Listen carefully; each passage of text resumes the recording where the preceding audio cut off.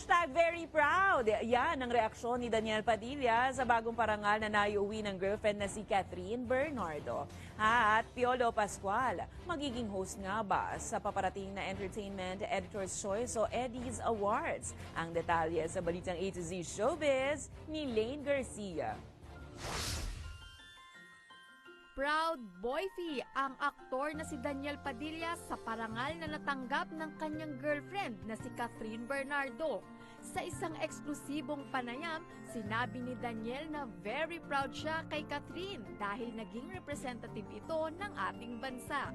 Sa katatapos lang na 2023 Seoul International Awards, personal mismong tinanggap ng Kapamilya Box Office Queen ang kanyang Outstanding Asian Star Award para sa kanilang drama series na Too Good to Be True.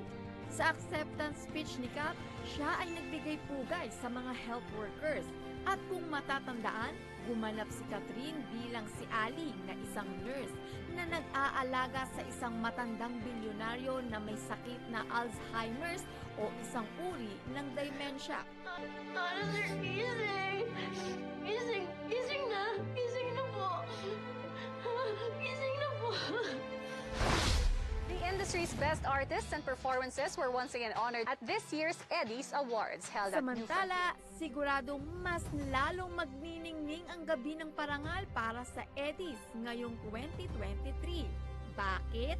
Dahil ang award-winning actor at ultimate leading man na si Piolo Pascual ang magsisilbing host sa ika-6 na edisyon ng The Entertainment Editor's Choice o mas kilala sa bansag na The Eddies.